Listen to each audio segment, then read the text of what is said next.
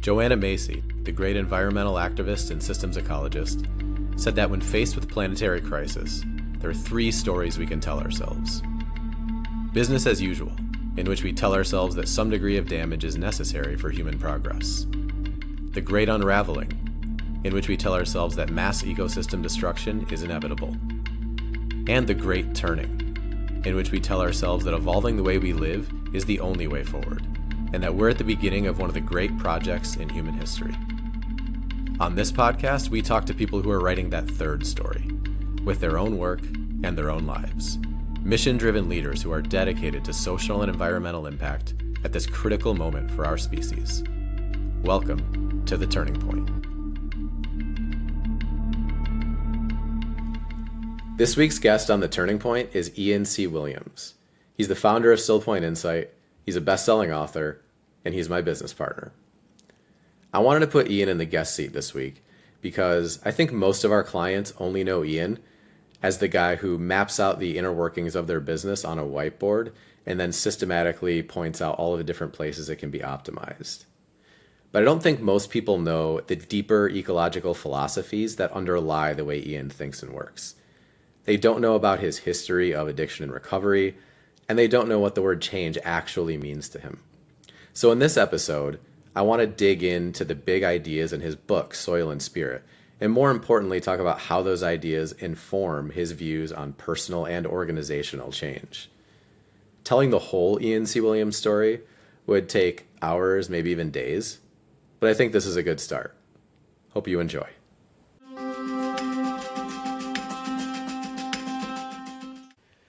Ian C. Williams, welcome to The Turning Point. Appreciate it, Justin. All right, so I've read your book a couple of times now, and you talk a lot about the connection between personal transformation and planetary transformation. To start with, can you talk to us a little bit about what planetary transformation you're describing? Yeah, I think for me, the thing that I stay up late at night thinking about, and the thing that I wake up early thinking about, is the sixth mass extinction and how we're kind of in the middle of it and how there's not a ton of people talking about it. And, the planet has been through 5 mass extinctions already, but none have ever happened, by the hand of one of Mother Earth's own species. And so that's what we're in the middle of. And I think about that all the time. And, with the current trajectory and course that we're on, I don't know if we're going to escape it. Right. And I think some of the data would back that up too. And there's a passage from one of my favorite novels called Ishmael by Daniel Quinn. And there was an analogy in there about, the human species moving towards a cliff. And we don't just need to slow down, we actually need to change directions. So when I'm talking about planetary transformation, I'm primarily talking about the human species because we're the dominant species on the planet and needing to change directions so that we escape the 6th mass extinction on planet Earth. Yeah, so heading toward a cliff, that's a pretty damning analogy. And from reading your book, you have a lot of ideas for how to change directions. But if I were to sum up the core idea, it sounds like it starts at the personal level, that there's this connection between personal transformation and planetary transformation. And I guess on a certain level that makes sense, but I'd love to hear you elaborate on that a little bit more because it's also a pretty big leap, I think, just on the surface. Yeah. I mean, this is an extremely complex matrix of decision-making and processes and strategy, and right? So we have all these different things interacting. But at the end of the day, from a philosophical standpoint, the only thing that an individual can do is take responsibility for themselves, right? So if we want to change policy, if we want to change industry, whether at the international or national or local level, whatever changes we want to make, the only way to make those changes is to take responsibility for self. And I think that this is where, for me, the relationship between, what in the West we call mindfulness-based practices and climate change come together. As someone who studies Eastern philosophy and, and kind of has had basically found his own sobriety through Eastern philosophy and practices, energy arts, there's so much, like when I look at the world, there's so much energy and attention being spent on trying to solve problems. But if I can just be blunt, we have a lot of broken people and broken systems and broken organizations trying to solve problems. And so, how effective is that change really going to be when those that are trying to affect the change are inherently broken themselves? And so, obviously, this is not a binary discussion, right? It's not like you're broken or you're healed, but taking responsibility for self creates agency, and being with that being on a continuum, the more agency we have, the more responsibility we take for ourselves, the more agency we have in creating effective change. So to me, that's the relationship between the personal transformation and planetary transformation. So there's something, I'm going to grab your book. There's something I want to pull out about that I thought was pretty striking that you wrote. We find ourselves in the midst of climate change, rampant social injustice, and the sixth mass extinction on planet Earth because we've lost the ability to govern ourselves through discipline. That's a pretty striking prescription. Do you believe that wholeheartedly? Yeah, but I also think I want to add the caveat that, right, discipline, the word discipline in its Latin roots means to learn. And in the West, discipline has become synonymous with, force and rigidity and control. And so I think that those two things are the two understandings of that word are juxtaposed with one another, right? They don't mean the same thing. And so when I say, we're at the mercy of, and the reason is because we've lost the ability, right, to govern ourselves with discipline, what I mean is also like learning, being receptive to the feedback that Mother Earth is giving us, and then changing course accordingly. Okay, so when you're using the word discipline, I guess I think for a lot of people that word brings to mind like, I don't know, like a stern basketball coach, like telling somebody to like pay attention on defense or like, get in better shape. But you're talking about something a bit more comprehensive than that in terms of human development. Yeah. And it's also exactly why I use the word, right? Because I'm also meaning when I say take responsibility for ourselves to govern ourselves, of course I'm also hinting at behavior change, right? But that behavior change I think is more going back to the Eastern spiritual philosophy. It's more about a receptivity, right? Acceptance first, and then behavior modification comes after. Gotcha. Okay. All right. If you don't mind, I just want to I want to push back on this idea just a little bit. Just some objections that I could hear people coming back to you with. So here's one. Uh, I can picture a lot of people who consider themselves to be working very hard and to be very disciplined. Let's say a parent who has multiple jobs and is raising multiple kids and is saying, Ian, I'm working my butt off over here. Don't tell me that I need to improve as an individual. We have a very broken society and a very broken system. You want me to do more? You want me to change? What do you say to that person?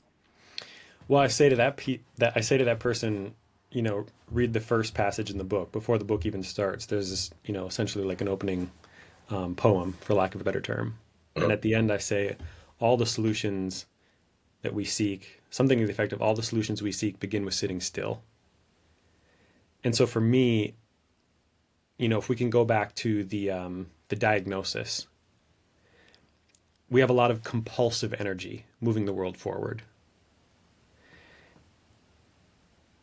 And a lot of the problems that stem from that compulsive energy would just naturally fall by the wayside if we weren't so compulsive. And so, what I would say to that person is the answer might not be doing more, it might actually be doing less. Okay, here's another one. The IPCC has said that we have, at this point, roughly 5 years to make a serious direction change in terms of our carbon emissions, right? And if I'm somebody who's involved in that project, who's running a solar company or who is in government policy, I'm pretty focused on that side of it. I'm saying, hey man, personal transformation sounds great. We have to make policy changes. We have to make industrial changes. We have to make serious changes to the way we run our economy.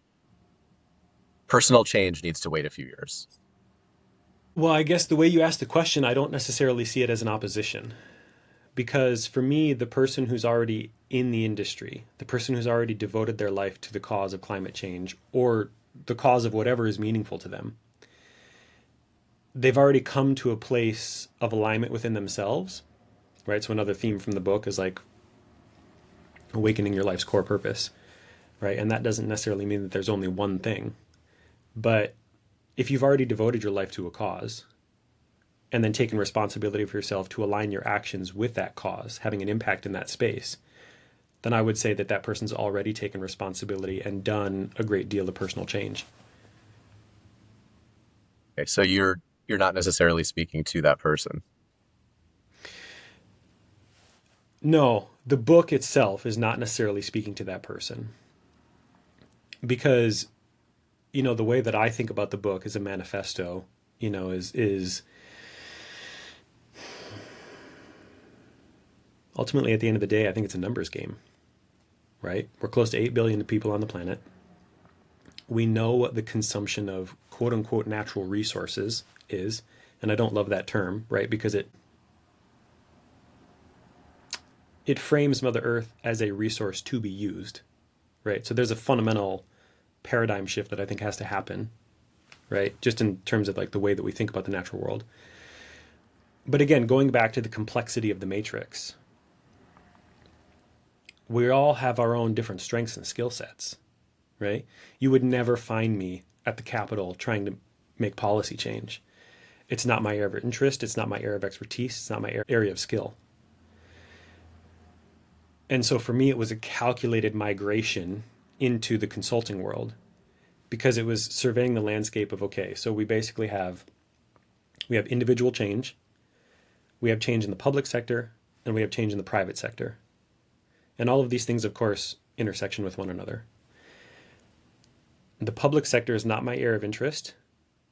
And even though it's extremely important, it moves a little too slow for my taste. I think as an individual with my skill set, I can have the most impact by working in the private sector with organizations that are trying to affect change as it relates to the climate. There's, slightly less regulation. There's slightly more flexibility with how you deploy change. And then the market provides the feedback, right? So it's a faster iteration cycle.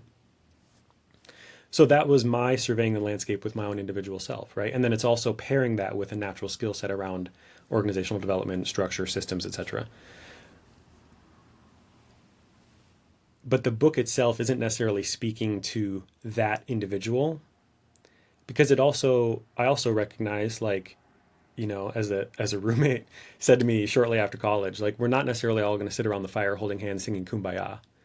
That's not what the book is about, right? For me, the book is about critical mass.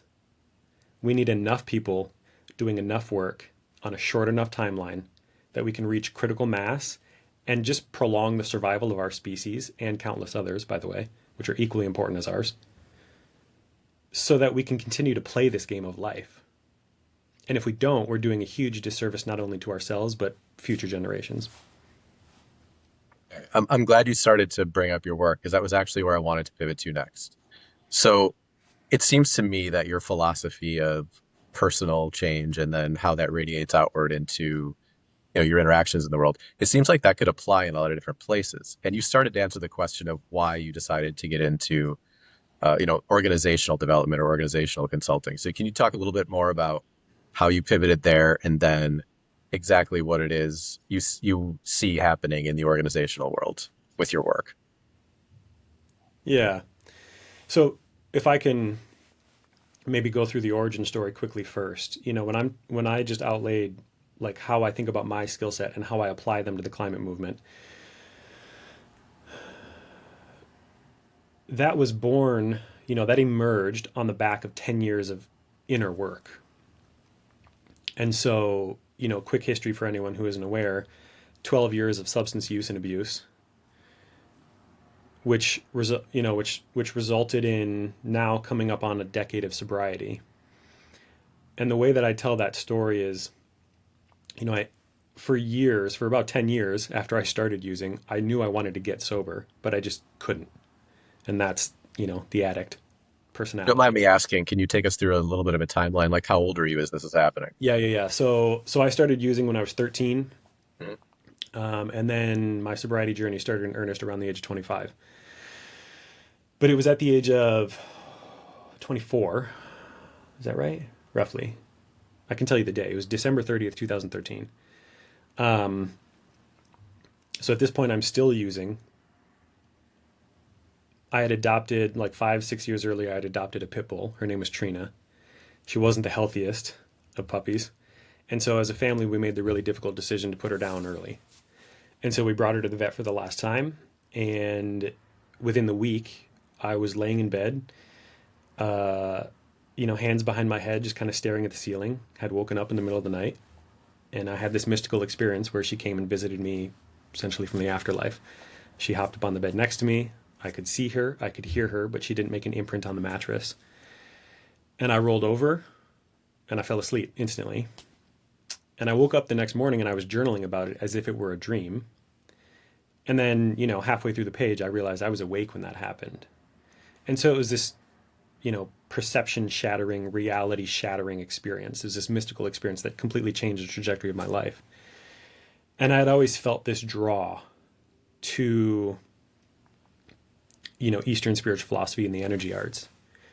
And I knew, I had maybe 2 months to kind of prepare for this day where we were going to bring her to the vet for the last time.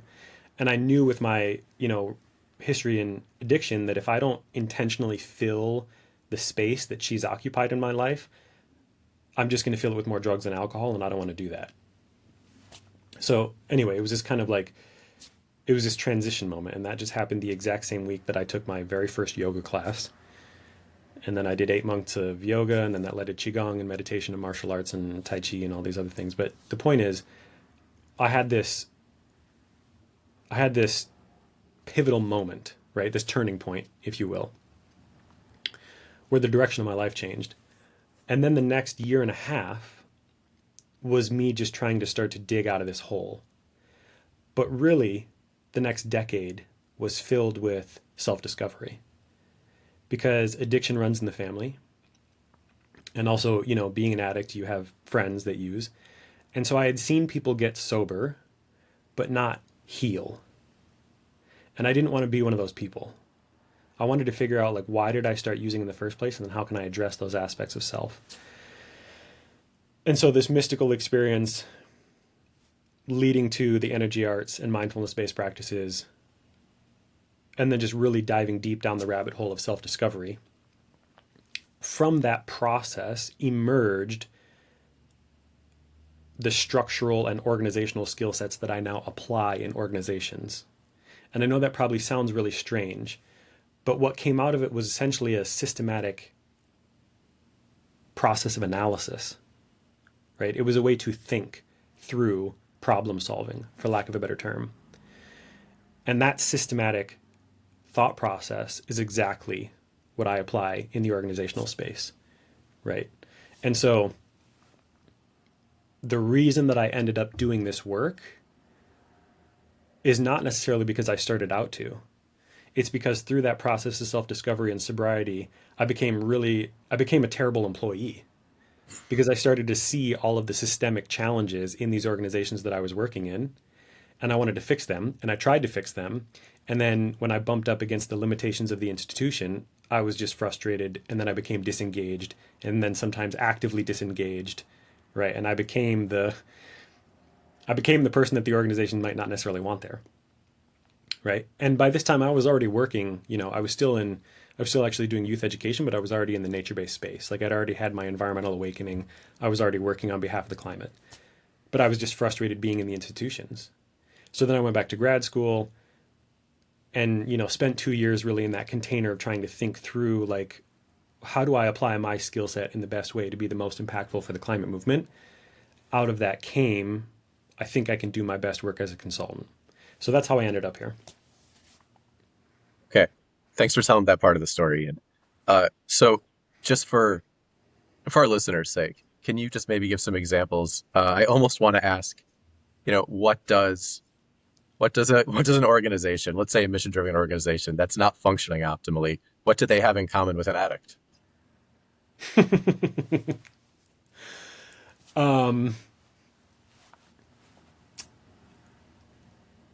Compulsion, Say more.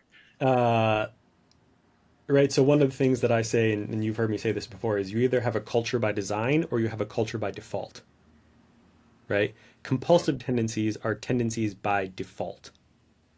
And so when organizations are compulsive, it just means they're defaulting to the lowest common denominator, because that's what humans do. We default to the lowest common denominator. We're hardwired for survival, right? And that doesn't necessarily mean optimum performance. It just means do the bare minimum to get by. So there's nothing wrong with that. It's just human nature. So organizations can be compulsive, or another way to think about that might be like, they just don't have a lot of self-awareness as an organization. If you can think about the organization itself as a singular entity, or you have pockets of awareness that don't percolate all the way up or down or side to side. So the lack of awareness is key. And then there's also, there may be a lack of drive, like a lack of desire to improve, but there's certainly a lack of skill set to improve. Right. And so again, we're kind of going back to this burrito of, we've got different ingredients that are making up the soup. Right. And so you asked mission-driven organizations, like, what do they have in common with addicts? I think from a behavioral standpoint, those are a few things: awareness, compulsive tendency. They might lack the skill set, or they might lack the ability to apply the skill set if they know what the skill set is, right? Because the data is also clear from a behavioral change standpoint at the individual level. Just knowing what to do doesn't lead to behavior change itself. There's other factors that play into that. What are some of the other factors? That's a pretty important insight. I don't think a lot of people understand that. Well, I mean, motivation is just the beginning, right? But then eventually you have to operationalize behavior change, right? I mean, we're all familiar with the concept of like January 1 rolls around. I'm going to get healthy this year. You get your gym membership. You go to the gym for 1, 2, 3, 6 weeks. And then by March, you've fallen off. That isn't due to a lack of motivation. It's actually a misperception around the nature of change itself, right? The idea that motivation is going to carry you all the way through is I don't want to say naive in a derogatory way, but motivation is just the spark that starts the fire, right? Operationalizing the behavior change, habituating behavior change is really the game itself. And that's difficult to do at the individual level, which means it's, infinitely more complex to do at the organizational level. Right. Organization says, all right, this year we're going to streamline the way we run this particular process. Great, you're motivated. But how is that actually going to get done? How are you going to get an entire team of people to change the way they're working? Right. And then Yeah. what do you do? And more, I would say even more specifically, because planning is one thing, right? We can make a plan. We can consume the knowledge or the information that we need in order to make the plan to get healthy at the beginning of the year. But what we can't plan for, or what we can only kind of hypothesize for, is what will we do when we hit the roadblocks and the barriers? What do you do that first Friday night that you just want to, eat a pint of ice cream and a whole pizza? And you might say that's totally fine, right? Like, I'm just going to, for me, when I stopped eating meat, it was mostly an intentional decision, but then it stopped agreeing with my body. And it was like, I'm not going to be rigid about this. I'm going to allow myself to eat meat when I want to. But I'm just going to try and phase it out. And it took about 6 months of not eating meat, and now my body doesn't really process it very well. At the organizational level, there are so many different cracks that change process can slip through, right? Because we're talking about workflows that involve multiple people. We're talking about strategic initiatives that involve multiple functions or departments within the organization. So there's just so many more cracks in the foundation where that change process can slip through. And so the real question is, how do you hold yourself accountable, right? When you lose momentum or when you go off the rails, how do you get back on? How do you get back on the tracks and keep moving forward? And doing that with a group of people is much more complex than just doing it, again, individually by yourself. So, working with you and reading your work, of course, one of the things that really strikes me is your the way you truly bring concepts from nature into the workplace. I know a lot of people who will say, I'm inspired by nature, but you do it in a very concrete way. You bring nature analogies into the way you think about human relationships and human organizations. So, can you start by telling us a little bit about the roots of that, like where that knowledge comes from and where your affinity for nature comes from? Yeah. First of all, thanks for the acknowledgement. And second of all, for me, again, it was born out of my own addiction and recovery story. So nature was a place that I sought solace, even when I was still using, right? It was a place to just go and be accepted. But then, as any addict, or any person who's really quit any substance knows, there's that period of withdrawal. And so when the substance use, was discontinued, nature was one of the very few things that was consistently able to calm my nervous system, right? So as someone who deals with, essentially lifelong anxiety and depression, sometimes the mindfulness-based practices aren't it. Sometimes that feels like a square peg in a round hole. One of my favorite mindfulness-based quotes is like, sitting down to meditate when you're angry is like putting a lid on a boiling pot of water. It's not the right solution, right? You need to take that boiling pot of water off the heat. And so I had a few tools in my tool belt, and nature was one of them. So I would just disappear, get lost in the park, solo camping trips, trips into the wilderness. We're fortunate to have the Boundary Waters up north. And when I would do that, not only would my own internal, biology or chemistry get calm and quiet and aligned, but then nature would start to reveal certain truths just through simple observation, right? Like this notion that change is the only constant. There's no point in the day where the sun is fixed in the sky, right? Being here in Minnesota, we have 4 seasons. There's no point in the year that weather is fixed. Change is a constant. It's one of the only constants. The notion that, everything in nature has its own role to play, right? Here in the cities, particularly I'm here in St. Paul, right? Like squirrels are quote unquote an issue. There's no natural predators here in the city, right? And so squirrels have kind of moved into a place in the ecosystem that they wouldn't normally occupy when you're out in a functioning ecosystem like in the wilderness, right? So this notion that like everything has its role to play. And there's this kind of harmony, the rhythm of nature. So just these certain things would just kind of start to reveal themselves as I was in a quiet, receptive space. And then I would start applying them to my own self-discovery process. And I would actually be very intentional about trying to use those concepts. Like at the end of the book, there's like the layers of soil, layers of self, right? Or layers of forest, layers of self. And so I go through this whole series of analogies in the book because those concepts helped me in my sobriety journey. And it's not a new concept to apply nature-based philosophy to organizations. There are many people that are doing it wonderfully already. Primarily, we see it through biomimicry and like the physical or built environment of an organization. Hey, company X is going to build a new facility and they want to make it environmentally sound or friendly. So they apply principles of nature to the building design or the site design. But all those concepts can be applied, to the social landscape as well. And that's really, what's underneath the surface of the organization is all the people and work processes there. And so I think that that's just what I do. It's just naturally how my mind works. And then I'm just naturally applying those principles to the social landscape of an organization. So, again, let me just dig a little deeper here because I like this concept.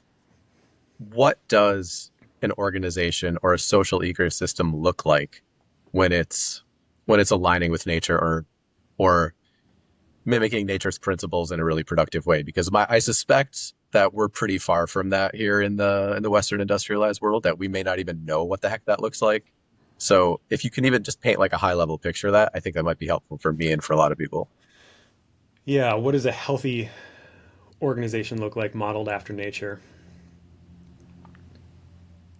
I think in one word, I would just say cohesive, right? And to elaborate or expound on that, cohesion, it would be a mistake to think that the organization is static, right? That it exists at this certain frequency or this certain harmony all the time. It's not how nature works, right? It's not how science works. It's not physics, right? Everything is a wavelength. Everything is in motion. And so a healthy organization modeled after, natural systems, in my mind, is an organization that is not only intentionally aware, but intentionally receptive to the changes that are happening, and then has a methodical way of responding to those changes. And so, again, going back to this notion that organizations either have a company culture that's by design or by default, intentionality suggests that it's by design, right? And that takes a lot of work. It's why a lot of organizations don't do it, because it's hard enough to just do the daily job functions. And then when you add the next layer on top of the cake, which is what's the way that we approach our work? How do we start to standardize or operationalize how we approach our work as an individual or team or organization? That's just an extra layer of complexity, and it becomes very difficult to operationalize because it's about human behavior, right? So I think in one word, it's just cohesion and having a methodical system in place to respond to change. Okay. So on the turning point, there are two questions we ask every guest at the end. The first is, what is one resource or form of assistance that would help you have a greater impact in the work that you do? Well, I guess you asked me a self-serving question, so I'll give you a self-serving answer. Sure. The one thing that I need, the one thing that we need is more opportunities to work with organizations that are not only aligned from a value standpoint, but are also aligned from a philosophical standpoint, right? I think we are best suited, and certainly I know that I am best suited with the work that I do in organizations, to be paired with leaders and teams and organizations that are like ready and willing to roll up the sleeves and get in the trenches and do the deep work, to make change at a systemic level. And so that's why we don't market ourselves as, hey, we'll do a one-off resilience-based workshop. Not that there's anything wrong with it. There's a place for that in the world, but that's not the work that I do, And so the thing that would be most helpful is relationships and connections to leaders and decision makers at organizations who are not only a part of the climate movement, but that understand they want to take care of their people and they want to build their organization in a way that is equally sustainable to the way that they think about the environment. Okay. And the other question we like to ask is, if there's a message you could share with everyone out there, if there was one thing that every individual could do that would make a difference, what would you ask of people?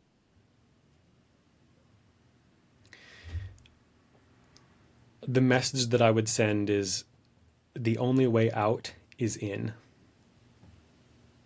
And this circles back to the responsibility piece that we started with, right? If you're feeling, whether it's mental and emotional turmoil,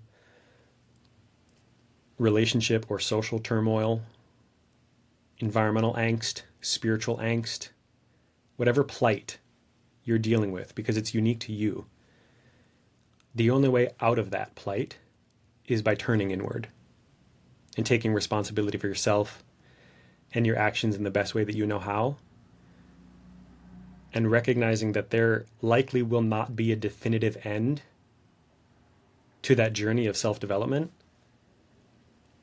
So find a way to fall in love with the process. All right. Ian C. Williams, thanks for being on The Turning Point. Appreciate the opportunity. Thanks to Ian for being a good sport and sitting in the guest chair today. Thanks to you for the work that you do. You can find the Turning Point podcast on all the major audio platforms. We'll see you soon.